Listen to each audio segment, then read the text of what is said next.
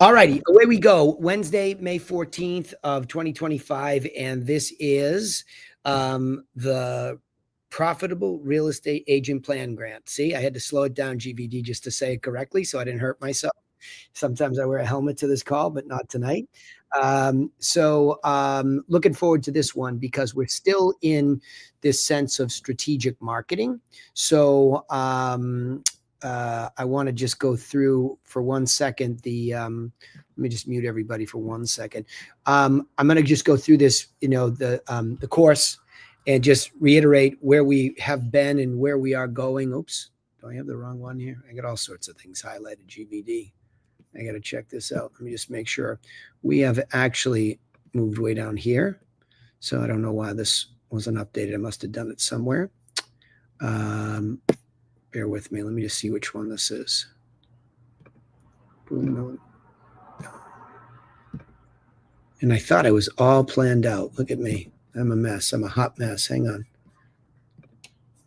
This should be it. Okay, here we are. So you should be seeing something that says, there we go. There's the course. That's the outline. I don't know what happened to it there, but yikes. Let me close that one.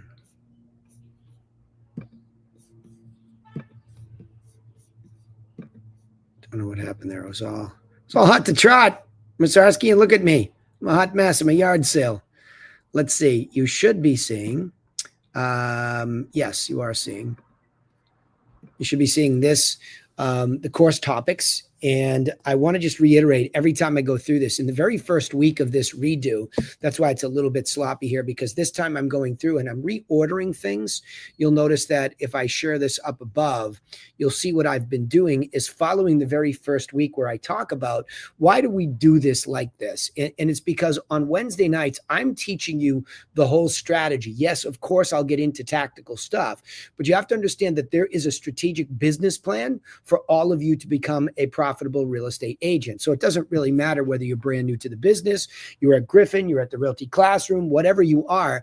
I use this strategic approach myself to be successful in this business, and I tweak it almost every single week to make it better and better. So what I realized this go round in the Profitable Real Estate Agent Plan course was that I wanted to put it in the best order that it is for right now. And the best way to do that is to say, listen, we have a strategic, simple one-page plan that's broken out into visionary stuff under sort of this entrepreneurial category where you have a vision for a business that works, and then you have a leadership vision for yourself that has to be the right person to run that. Then we deep dive down into the strategic marketing stuff, right? So the marketing is what's near and dear to everybody's heart. And it's just a lot of misinformation about marketing and what it is. In fact, today, one of my new clients up in Quebec, he was still talking about getting his name out there. Well, what?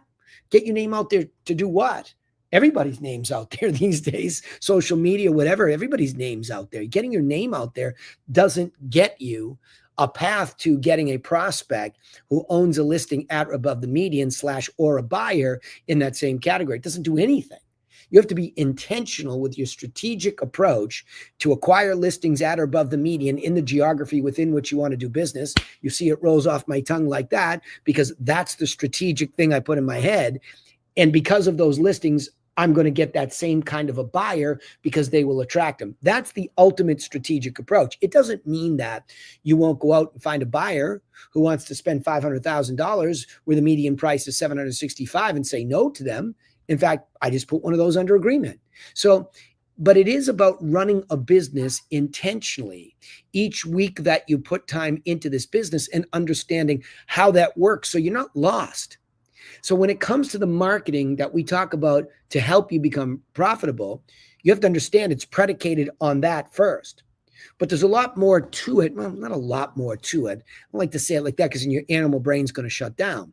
But when we first got into strategic marketing, I took a pause and said, hold on. before we get into any of the lead information and how to be prepared for that, we needed to be prepared as a professional business that knows what the core content of our business should be.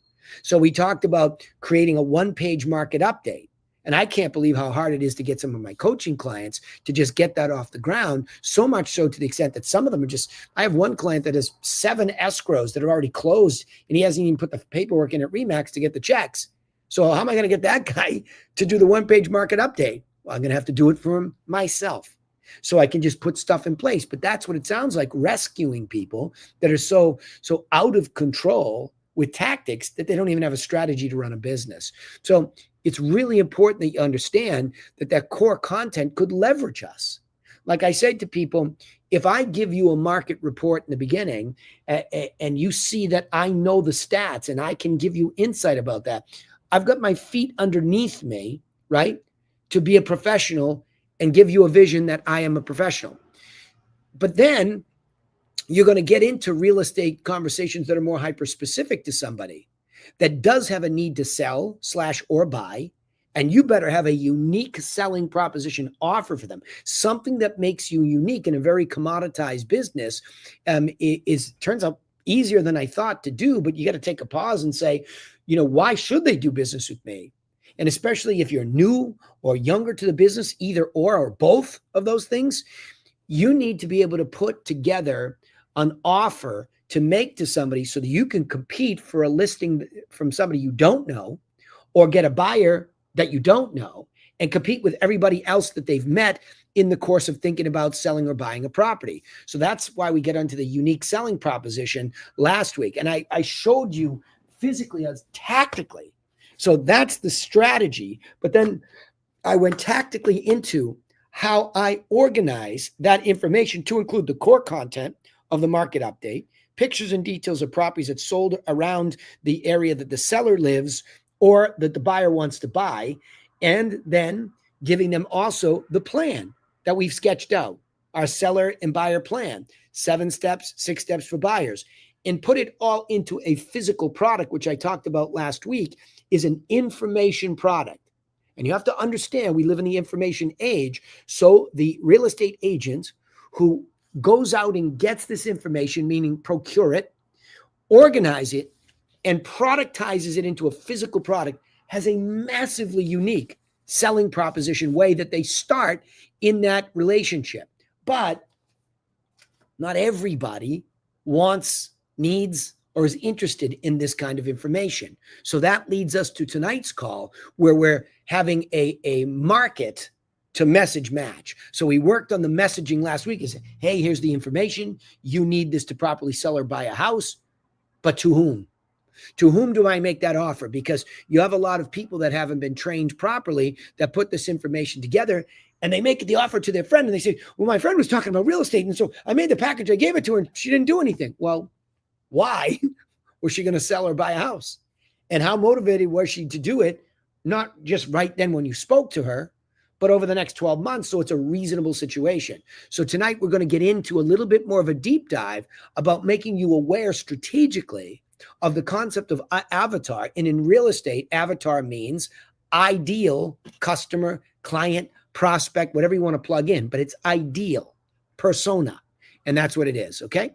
So let's get into the lecture part of this. And as I always say, at the end of this, you will be able to ask me any questions about anything in this course or anything in general so that we can rock and roll. Okay, so let me start the slideshow. If for any reason you can't see the slides, you will have to tell me that, and we will go from there. Okay, all right. So who's your avatar is the big question. So developing an answer to that question, who's your avatar, is essential in the context of strategic marketing. So we're going to go through this worksheet to teach you strategic thinking, but then, of course, I'm happy to get into tactically how it actually happens, for example, at an open house, or when we choose the type of leads that we will call. We want to make sure that we understand what avatar basics are. So a marketing avatar, to explain it to begin with, is a fictional representation of your ideal customer. Now, when we talk about mindset early on in this course, we talk about the theater of the mind. Here's a place where using the theater of your mind, your imagination, actually becomes a practical application tool. Because once I describe what an avatar is idealistically for us, it does start as a fictional vision in your head in the theater of your mind. But again, remembering from that week, if you've been on all the weeks, if you haven't, I'm a big fan of the body of work called Psycho-Cybernetics, written by Maxwell Maltz. And that really talks about the nervous system doesn't know the difference between practicing with a fictional, made up, versus a non-fictional, real human being that's an avatar. It doesn't know the difference, your nervous system. So when you're programming that and your subconscious, as much as it seems like a game, it's actually becoming real. And if you want to get a little bit corny about the theory of attraction, as it's been, I think cartoonized too much, it's actually a real thing in its resourcefulness to at least keep your subconscious aware of when an avatar is in your vicinity. Okay. I know it sounds a little funky, but that's what becomes the intuitive part of this business. That once you've become aware that this works this way, you've practiced it, your subconscious goes to work for you and becomes more aware and intuitive. For example, in an open house, at a party where multiple people are talking about real estate, but one of them seems more avatar than the other, because when you were practicing that fictional example of it, you're like, wow, that kind of sounds like that person there. So it helps you and guides you to edit out who's not really that avatar and zero in on who is, because we really are dictated to by the laws of psychology. And one of them is the law of corroboration. If I have a perception and a misperception at that of who is ideal, meaning they're breathing and they own a house, right? If I have a misperception who that is, I might make the mistake in thinking that none of this works for me, that this business didn't work for me. No. How do you know that it didn't work for you if you never had some of these basic marketing concepts trained into your brain, practiced tactically, and then you go into the field to execute it, come back and get some coaching to get some adjustments? Because I'll guarantee you, anybody that has at least some interest in being successful, presuming they're trainable and coachable, because not everybody is. People say, oh, I'm so trainable, I can learn something academically. I've seen people come in and not be able to learn some very basic things. And worse, coachable. I went out and did this. Okay, make this adjustment. They come back the next time and go, did you make the adjustment? Oh, no, I didn't. What? So you do have to be able to allow your brain to be trained about these marketing concepts, accept them as immutable or unbreakable, universal, right, in their application. Because anything that I teach you came from a body of knowledge / books, webinars, YouTube videos, people speaking in seminars. It's just, you'll see this frequency of the same information repeating itself, which tells you, yeah, that's probably the law of how this works. But you have to be careful of your law of corroboration, which says, well, I have a perception that my ideal client is this. And that's lumped in with the way you see yourself, your fears, your misperceptions about how business works in general. Could be a lot of things. So you have to be able to break free of that and question yourself. Why am I looking for evidence to support my perceptions versus learning that I might have misperceptions? That's the key to learning this, right? So I'm telling you, and I went through all that because I'm telling you to practice the theater of the mind at night. I want you to go back and create who's ideal for me. What do they look like? And we're going to get specific here, right? But even though it's fictional, you're programming a nervous system that's very non-fictional in the way that it works for you. So it is a detailed description of a hypothetical customer that represents your target audience. So to get into the target audience for a second, I want to talk about how easy you can start, or easily you can start to define it, because it's in the business vision that I teach you, which is, I want you to imagine that this hypothetical customer is targeted, living in the geography within which you really want to do business, and at the price median and above at least is the red line, green line and above is the mean or the average price. That starts your target audience, okay? It's a very simple concept. If you go back to the beginning of this course and you consider business vision, to be a profitable real estate agent is predicated on you understanding that you need to acquire listings and buyers at or above the median, which is the minimum, better the mean and above in the geography within which you want to build that business idealistically. And that doesn't mean, well, I live in the town of Barnstable, so I'm going to build my business in Truro. It gets a little tough like that, right? So I always recommend fish off the dock, meaning in your geography, closest to you, where you can find the best properties that are mean and above, okay? That's your target audience beginning, which is part of the business vision. An avatar helps you understand your audience's needs, wants, and desires. So not to get into rocket science, but a nice neighborhood is a nice neighborhood, right? I need my lawn to be cut on Fridays before I, go out to the pool in the backyard after a long week. I want that. I desire to let my friends know I live in 02655 Osterville. You know what I mean? Whatever it is, you're looking at that median and above target group, and you're learning how do they behave? What do they drive? What does the house look like? And not everybody's the same, right? I mean, you might have a really nice median and above neighborhood, and one house is dilapidated for whatever reason, right? Somebody's died and somebody can't keep up with it. There's mental illness going on. I mean, I could tell you a gajillion reasons why something goes, apart like that. And it could be an opportunity, but it might not be your target audience. So those are things to think through too. By knowing your avatar, you can create more targeted and effective marketing strategies. See, this is exactly why we do this. Exactly why we take a conversation about business vision and the way this business works at a profitable level, and then to talk about that target audience, and then to say, okay, now, what am I going to do to market them? And remember what we just did last week. We talked about being prepared with a marketing package of information called an information product. So you see how these hooks start pulling themselves together for a cohesive system. All these general concepts come together. So we already are out in front of effective marketing by thinking, what does the business vision look like, median and above? Where do they live in this kind of geography? And what am I going to have to do to present myself as unique? Well, I got to get the information that's relevant to one of those target audience members who's thinking about selling or who's thinking about buying. Burgers and fries, burgers and fries. All we teach you to make in marketing first is burgers and fries, right? That's it. It's very simple.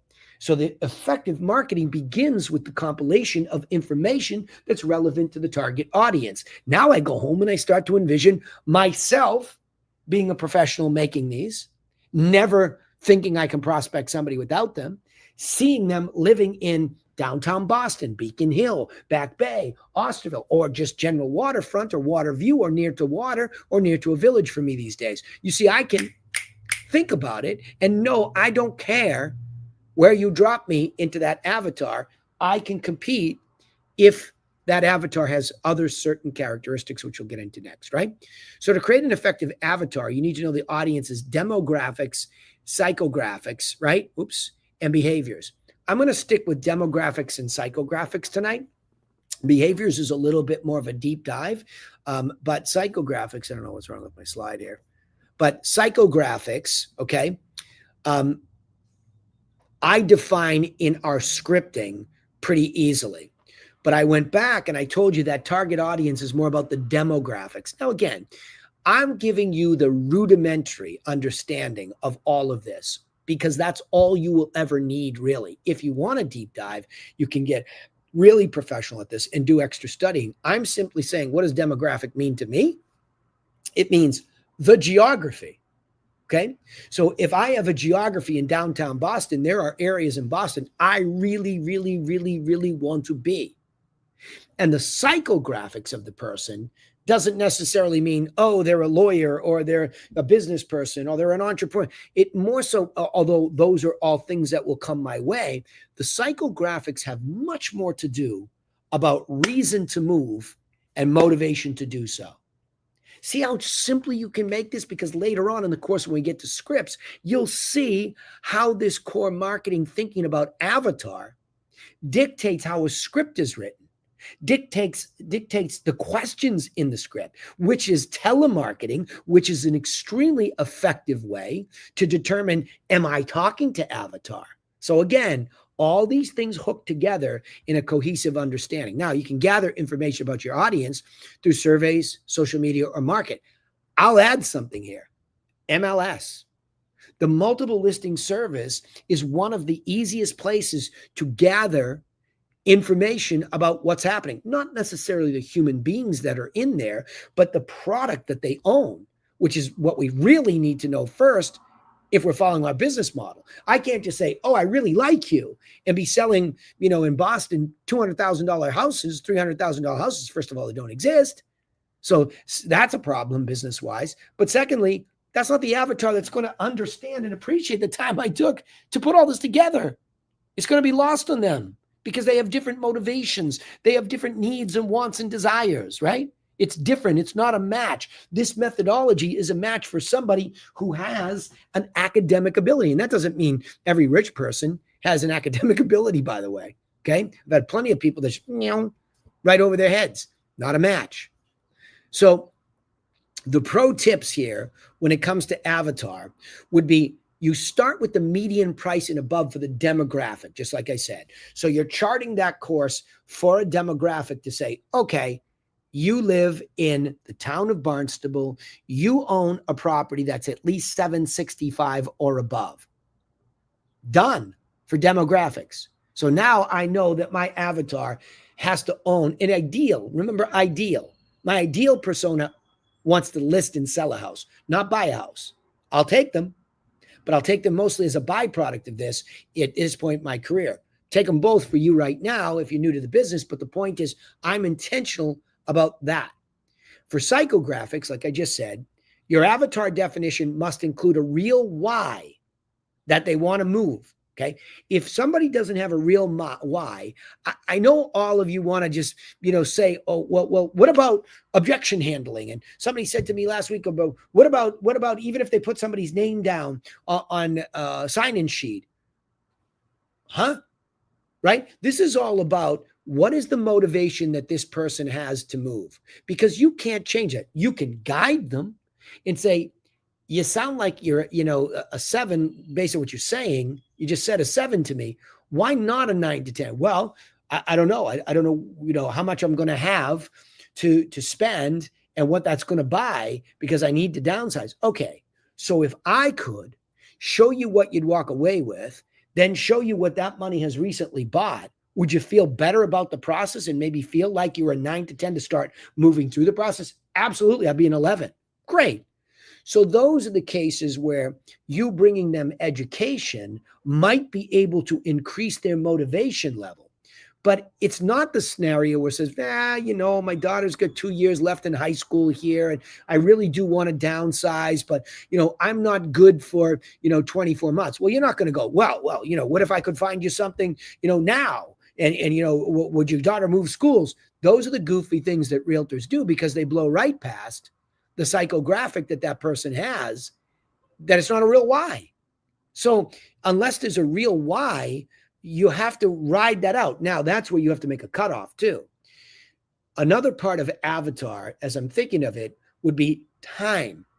And that's what 9 to 10 tells them. By the way, a lot of people say, well, when do you think you'll move? And I was taught a script like that too. Well, they don't really know. So we don't want to pin them down to that because that's not the psychographic we're looking for. We're looking for, a real reason why, and the 9 to 10 motivation. When will you be a 9 to 10? That's going to tell you when, but it's a better process for them. See, that framework that we use all the time in this course, on a scale of 1 to 10, how motivated are you to do something? That gives their mind a quick framework within which they can answer from an emotional standpoint, from a subconscious standpoint. There's not a lot of thinking. They'll give you the knee-jerk reaction. Well, I'm a 6. Really? Why so low? Now they'll start to emote about, why did I give that answer? Well, it's because of this. So when you're trying to extract demographics, asking why, hey, it looks like a beautiful house. Why were you thinking about selling it? Hey, it sounds like a beautiful house. Why are you thinking about selling it? Right?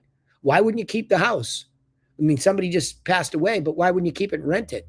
So the ability to dig in with them and allow them a process to take a good question from you and psychologically reveal themselves to you. And then the 1 to 10 is just a clarifier. The why is the big psychographic, and the 1 to 10 is the clarifier on timing. And the reason that we dig into a lot of these things is because then we've got to make this unique selling proposition offer to them, and it has to land. So do you see where the puzzle for Avatar has to work, or the mathematical formula? A plus B has to equal C in this case, right? Meaning I need a why plus a motivation to do so inside the next 12 months in order for them to say yes to the offer.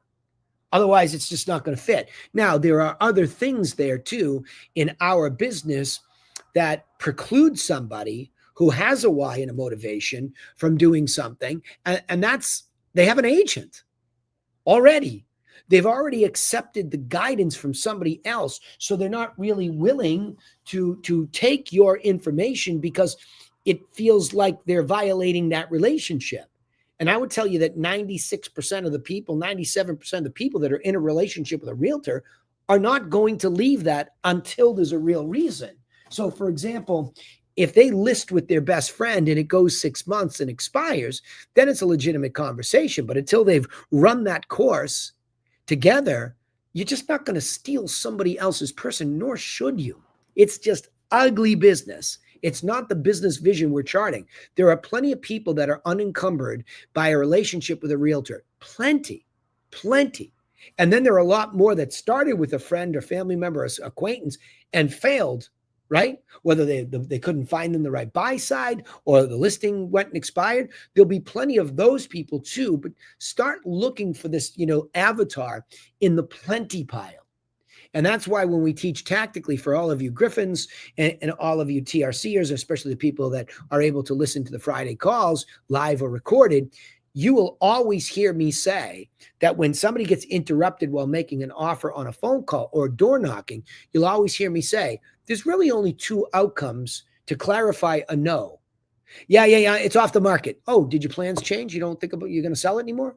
No. We're gonna stay. Oh, you think you'll stay longer than 12 months? Yeah. Okay, I'll take you off the list. Because that's somebody who's not interested in anything that you have to say because they don't want to be bothered anymore and their plans have changed. And you can ask a couple questions to legitimize that. Even if it's sort of like, well, you should ask more questions. No, you shouldn't. Not in my opinion. Because there are a whole bunch of people out there saying, oh, sure, you can send me that information. Sure, I'll take that information from you. Wonderful. Oh, this is interesting stuff, right? There are plenty of those people, but we're so dang lazy in our animal brain that we all of a sudden get desperate and we think everybody has to be Avatar. No, they don't. And the numbers in this business now go back to the business vision class number 2, where we charted the course for your small business. What is the gross revenue number you're looking at? If you just take a median price house, multiply it times 2.5 apples, for example, that's a target for you. And then you do that at the median and the mean, you have 2 numbers. That's your target. Well, how many of those does it take to replace a part-time job? Well, in a good city like mine, less than 1. So that's really where you're starting to just say, wow, there are plenty of people, but I need a sifting and sorting system. And that's why we prep you first, because one of the sifting and sorting systems is, I'd love to give you some information that will help you sell your house the next time. I'd love to give you some information that help you buy the best house at the best price. May I? No, you may not. Oh, really? Are you committed to another agent? Yes, I am. It's my sister. Okay, no problem. I'll take you off the list. So the ability to sift and sort Avatar is the next tactical concept too. And the tactical concept we prepared for last week was preparing your unique selling proposition marketing package. So that's your offer. So now we prepared the thing that we're going to offer in advance of even defining the person so that we really understand the marketing strategy. And then as the course goes on, we'll get into scripting, which is telemarketing, also used for door knock marketing. And then on the other side, there's also open house marketing. And then, of course, at another level, there's listing presentation marketing. But the great news with a system like this, none of it ever strays off of the core content. That's why I went to marketing's core content first. You have to understand core content for a seller or buyer involves a market update, involves pictures and details of properties that sold, and involves a seller or buyer plan. Period. You don't have to reinvent the wheel. Now, obviously, there are dynamic pieces of that that change all the time, but that's the basics of it. Okay, that's it. It's an easy subject. So let me stop sharing and let me open this up to any sort of questions that we might have tonight. Now, remember, you can ask me questions about anything in this. You know what I'll do? I will show my screen again because I want you to see all of the subjects that we have covered and we will cover so you can see it. So there's the list. And let me just make sure it's on YouTube too.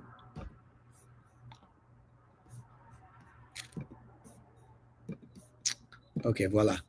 All right. So this is the list of things I was just saying. So number one, we've talked about this strategic model. You might be able to see it here while I'm showing my screen. A one-page strategic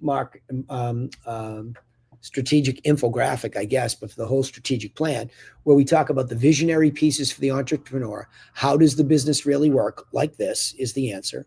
Who do you have to become, right? Okay. Who do you have to become for the strategic business vision? So we get into a little bit of that. You have to become a business person with a financial goal, and then you have to bulletproof your mindset to create yourself. You can have a goal, but now you got to match yourself to that goal. It's pretty similar to having a unique selling proposition and matching it to an avatar. You have to understand what a profitable business plan would be, and then you have to create this self-image for yourself to be ideal or avatar to run that kind of business. Then, like I said, we get into the content marketing, right? And we definitely spend some time differentiating social media as nothing more than a platform upon which you put your content. It's not some place to be creative. It's a place to put your content. So when people go to vet you, they understand you are professional. Then the unique selling proposition was the creation of the package. That's the beginning of differentiated behavior. I took the time to understand before I ever met you what's important to you as my ideal avatar. I curated it, I organized it in the right order, and I productized it so that you don't have to go hunting and pecking online.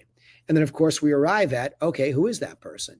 Well, that person owns a property in the geography at least the median and above and wants to sell it and has a big reason to do so and a motivation of 9 to 10 inside the next 12 months maximum, preferably sooner. That is the definition of avatar.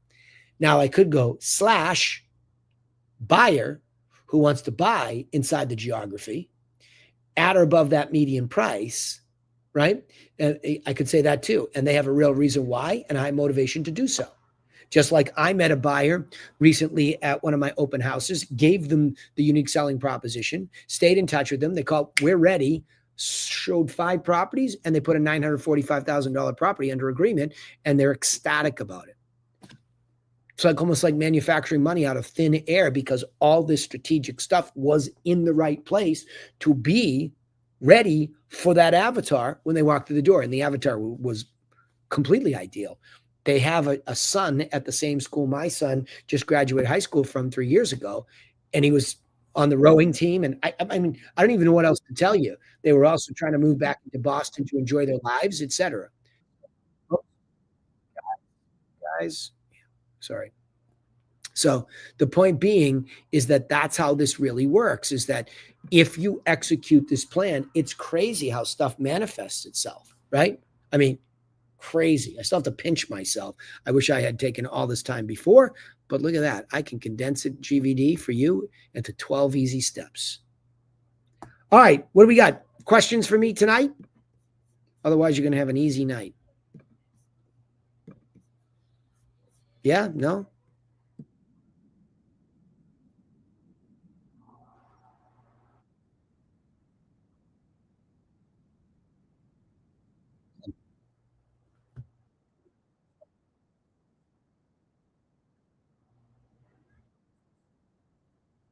Yeah.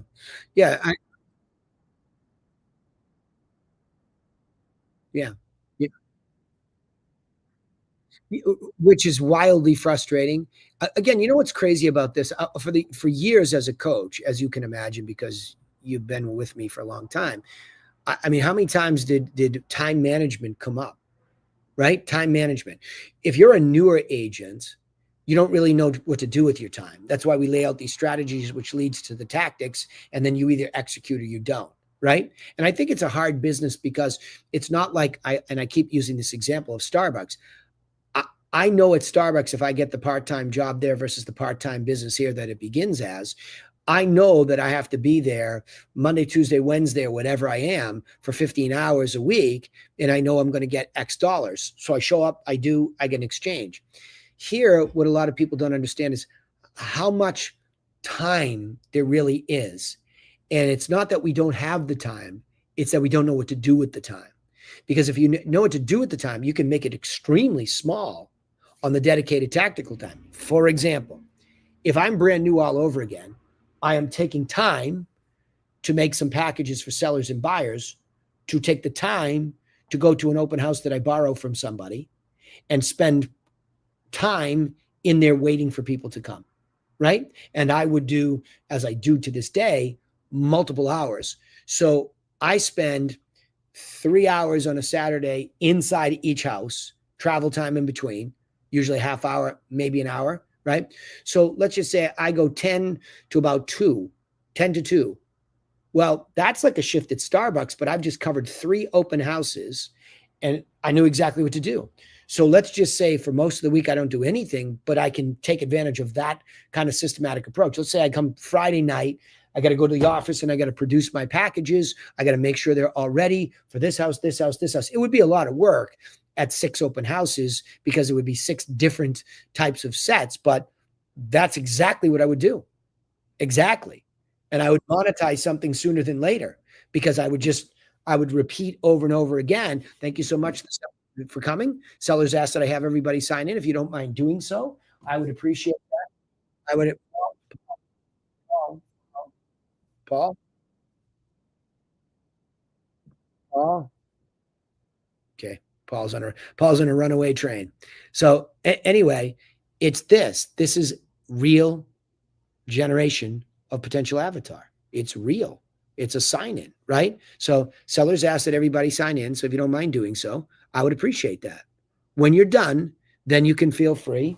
I keep doing this each week because I want to show it. Then you can feel free to take a brochure, and inside the brochure, there is also a listing sheet with all the details. That's the exchange of value. You want to come into this private home, then the sellers ask that I have you sign in.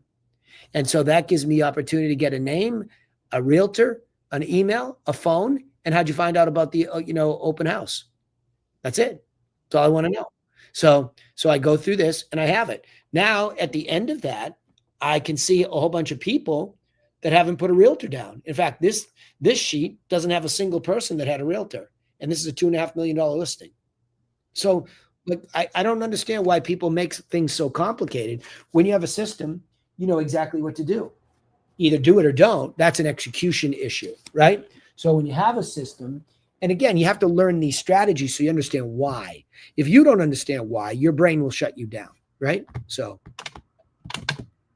cool. What else, GVD? Anything else?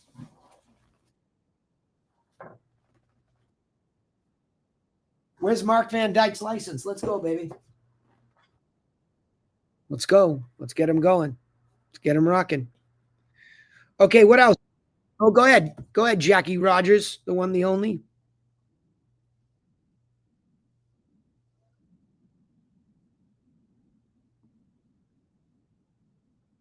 Yep.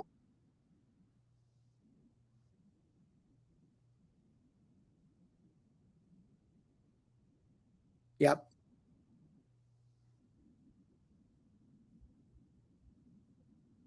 Yep.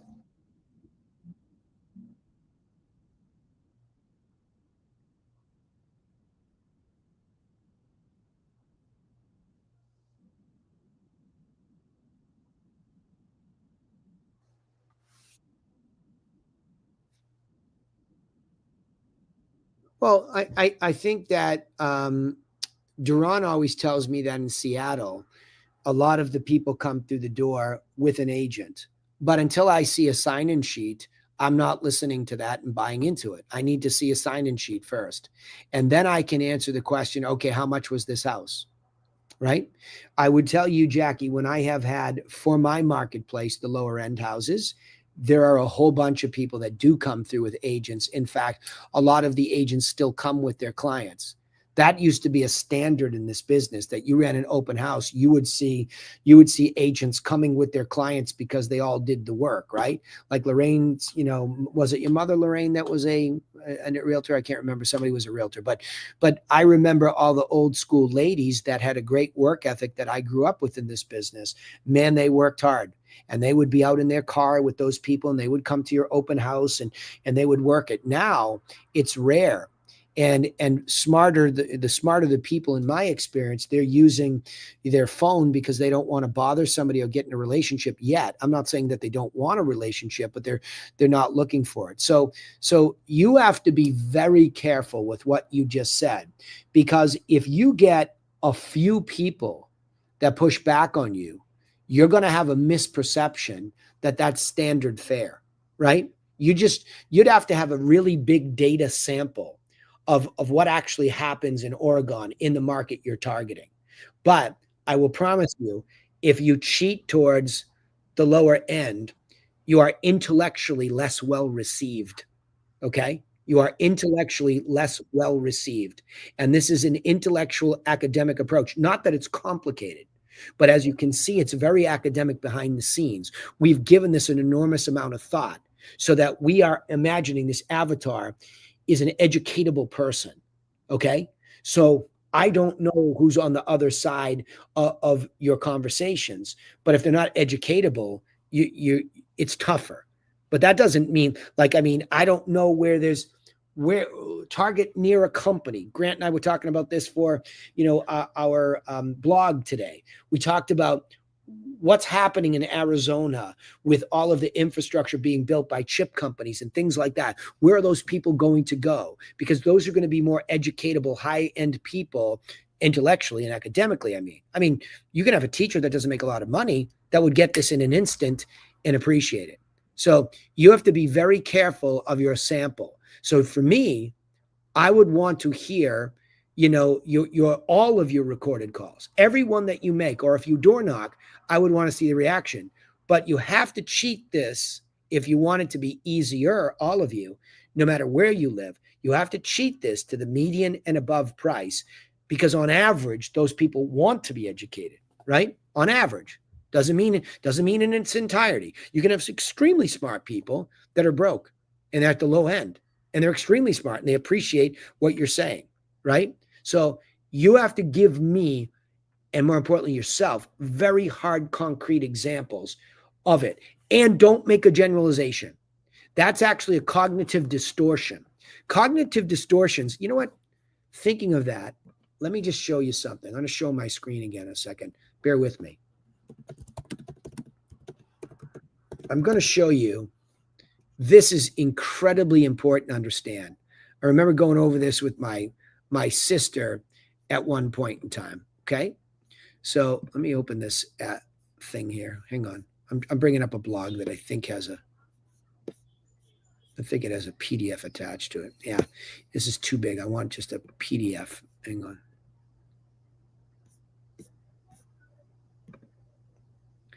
This is okay. Here's a very easy one. Tell me when you all can see this screen again. Hang on. I have to go there.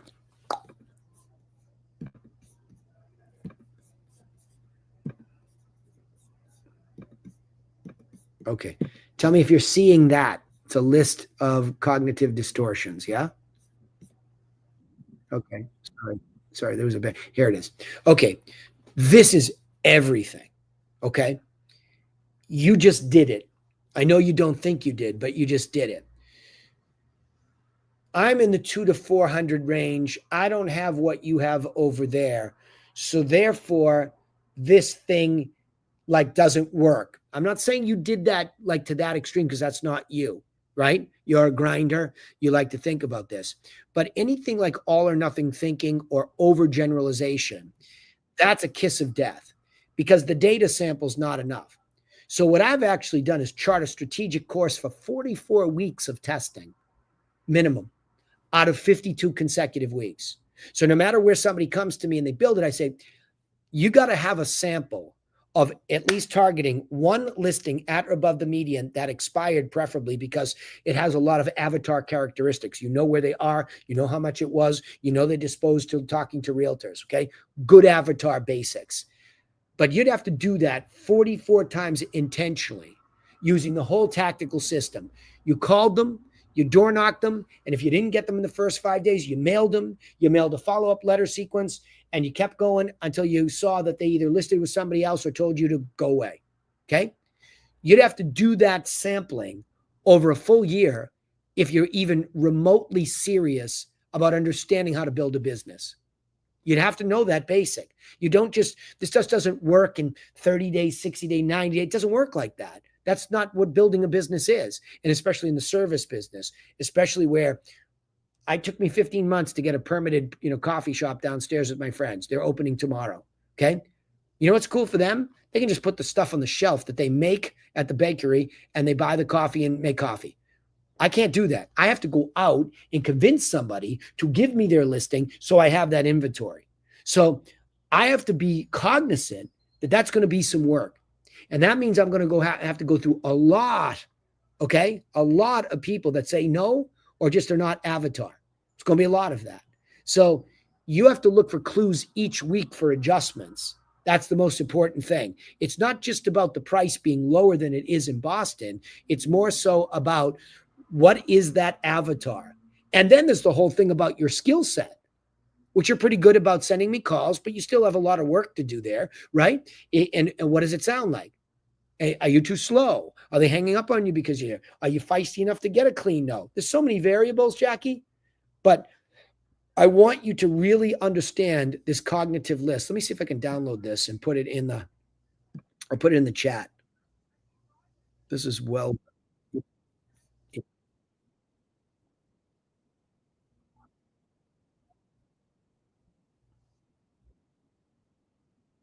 Yep.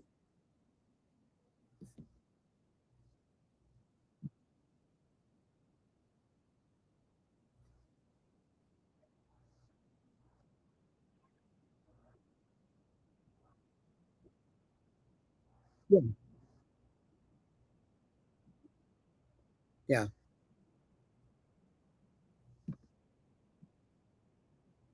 Yeah. Well, again, you're making my point for me. You don't have anywhere near close to a big enough sample to make any judgment, right? See what I mean? It's and that's what happened. But it's okay, Jackie. It's not a critique of just you. It's all of us. We will take the tiniest sample of data and think we're being all scientific. What? We're not even close to enough, right? Not even close to enough to determine something's off. So all I can say is, remember, it's a new person every week for a minimum of 44 weeks. And it's inevitable that you're going to find some avatars in there. Inevitable. Chris Egan and Allison Egan are doing a really good job right now of being disciplined, not getting one deal-itis, and they're getting so close. You can feel it. Like, yeah, I'm already going with this other person, but I appreciate this. They're getting closer and closer. And when you start to get close like that, you know you're executing the plan. And they're in Kentucky, and those things aren't like 500,000 is a grand slam. Okay? You're welcome. I don't know why I cannot download this. I was hoping I could, but I can't. So unfortunately, I know what I can do. I'll give you the link. He said this. Yep. To you, I will. For everybody else, pull it out of the Zoom chat. Hang on. You're welcome. Okay. This is a list of cognitive distortions.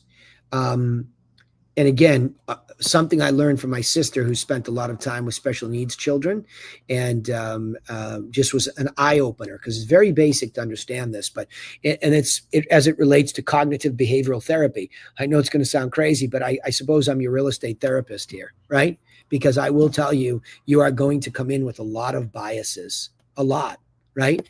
And you have to be cognizant of them, because you will talk yourself, well, I'm not that type of person. I don't even know what that means when you're giving. You mean you're not the type of person to give away your best what to do information for free? Nonsense.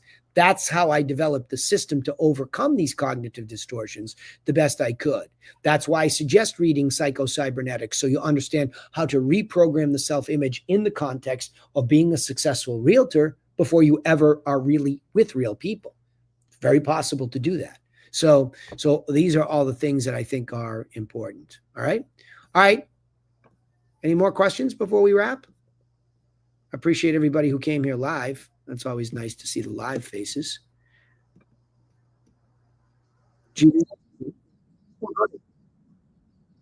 That's a, no, no, you don't have to apologize. It's free game when you have me till 8 o'clock. So fire away. No sweat.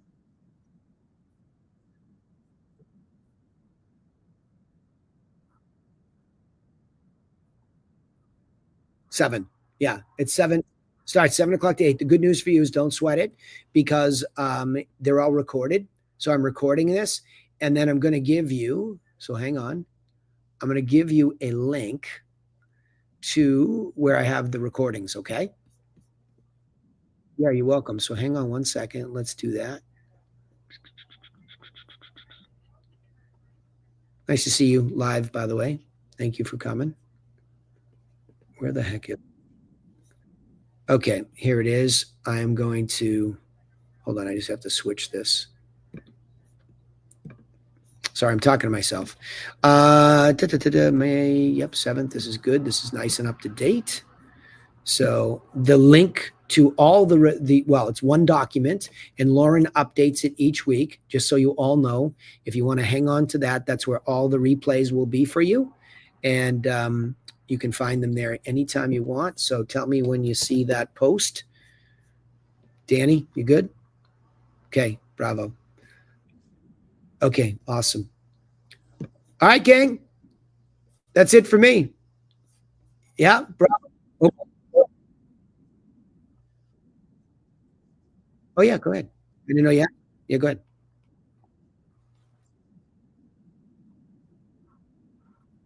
Yeah. Yeah, good.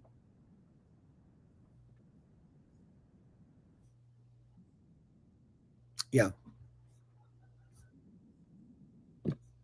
Yeah, let me show it to you. I'll show it to you. By the way, for all of you that want to see it. Yep.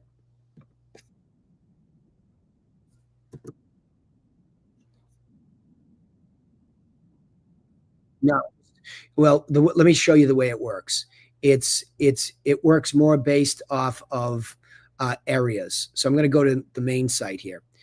I create these neighborhoods based off of a zip code, Paul. So I'm okay. Hold on. This is the way it works. It doesn't work off of a zip code per se. You have to pick an area that they like to cover. And then those zip codes, for example, if I were to edit the neighborhood, you'll see the back end of the website. Okay. If I were to edit this, you'll notice I just got ChatGPT to write up something. So I have that blog post, and then it asks me for a postal code. Okay. So I want the main postal code. And then all that does is when they get set up to say the areas they want to cover, okay, then that's what they're added like that. So let me show you one of the other agents over here, what it really looks like in the back end. So once that's done, let's go to somebody who's already, probably, no, I'm in something else. I'm in my stuff. I'm not in yours. So let me just show you that. Let's go to Lila, for example. She's new. So what we would have done is simply gone in here and we would have chosen an area, right? So come in here. It's Cape Cod.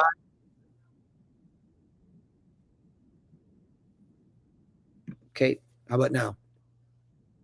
Okay. See all the areas we're covered, we're built first. So I come in here and I say, okay, Lila, I'm going to have her cover Barnstable. And I save it. And now that's going to populate. It's going to populate Barnstable properties on her page. That's it. That's all there is to it. I don't need 15 of them. I need to know the name of the town, the area, whatever, and then I can create that area, and that's what pulls the properties. That's it.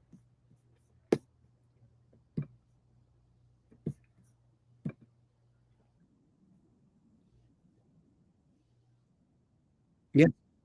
Yeah. That's what I want.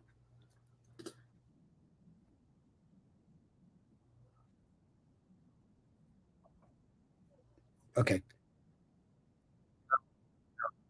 Let's take this offline. Jump on a phone call with me right now. Okay. Let's end this call. Yeah, guys. Appreciate you being here. Paul, talk to you offline. Thanks, gang. Appreciate it. Fucking whiner. Sorry, guys, for the swear there. Holy moly.